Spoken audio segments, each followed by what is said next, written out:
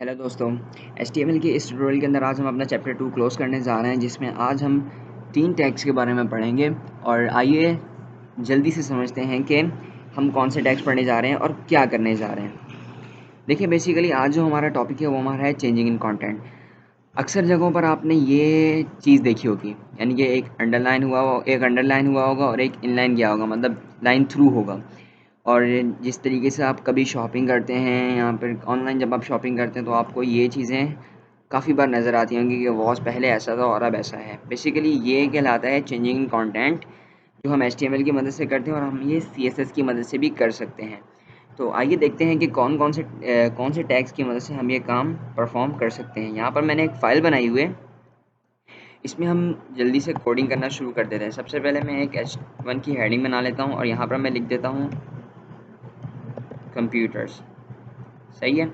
इसके नीचे मैं एक पैराग्राफ बना लेता हूँ। उस पैराग्राफ के अंदर लिख देता हूँ मॉडल, जैसे डेल का लिख दिया।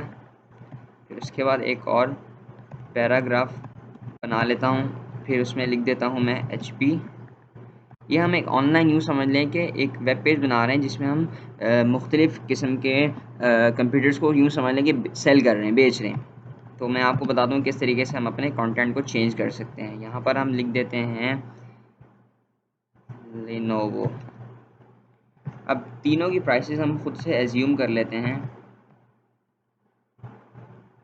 कि क्या थी। मिसाल के तौर पर डेल एज्यूम कर दें $200 का आपको पड़ गया, और HP का एज्यूम करते हैं आपको $100 का पड़ गया, और लेनोवो का एज्यूम कर लें आप $150 का है।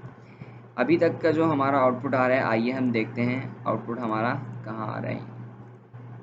इंडेक्स डॉट के नाम से फ़ाइल बनी हुई है। अभी हमारा यहाँ तक का आउटपुट है हमारे पास ये। अब मिसाल के तौर पर डेल की प्राइस चेंज हो गई, 200 से डिक्रीज़ होकर हो गई $190। तो हम इसके आगे लिख देते हैं $190। इसकी प्राइस इंक्रीज़ हो गई, $110 हो गई, और इसकी प्राइस भी इंक्रीज़ हो गई, $160 हो गई डॉलर्स। यहाँ तक का आउटपुट देखते हैं।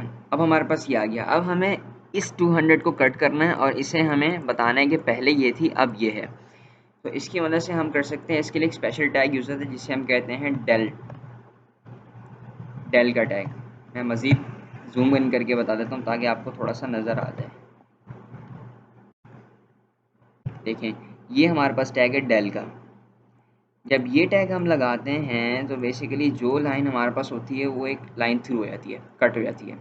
आपने आउटपुट यहाँ पर देख लिया, ये कट हो गया। अब हमने यूज़र को ये बता दिया कि ये प्राइस नहीं है, लेकिन इसकी जगह पर कौन सी प्राइस है। जो प्राइस हमें देनी है उसके पहले हम एक और टैग लगा देंगे इंसर्ट का।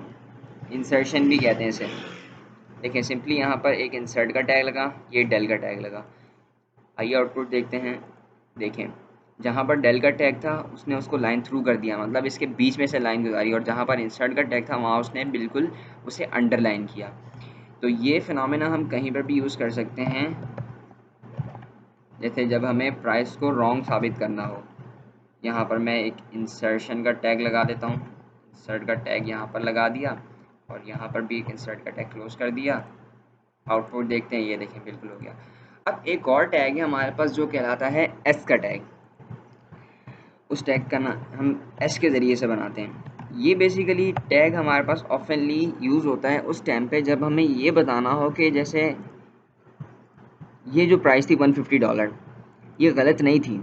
पहले ये प्राइस थी, अब ये प्राइस है। और वक्ती तौर पर जब आप चेंज करते हैं किसी कंटेंट को तो आप हमेशा एस का टैग लगाते हैं। डेल का टैग हमेशा उस टाइम पे यूज़ होकर जब आपने परमानेंटली तौर पर कहा कि ये प्राइस पहले थी अब गलत है, ये नहीं है, कुछ भी नहीं है अब, ठीक है, और अब ये हो चुकी है। और एस का टैग हमारे पास हमेशा उस वक्त यूज़ होता है कि हम जब यूँ समझ लें कि वक्ती तौर पर चेंज करते हैं कि पहले ये थी, वो भी सही थी, और ये भी सही है, अब ये हो चुकी है। तो आप फ़र्क समझें कि दोनों का काम तो एक है, मगर यूज़ करने का वे जो है वो डिफरेंट है। डिफरेंट सिचुएशन में हम डिफरेंट टैग्स को यूज़ करते हैं। तो आज के लिए हमारा इतना ही। चैप्टर 2 हमारा ख़त्म हो गया। नेक्स्ट ट्यूटोरियल से हम चैप्टर 3 स्टार्ट करेंगे। अल्लाह हाफिज़।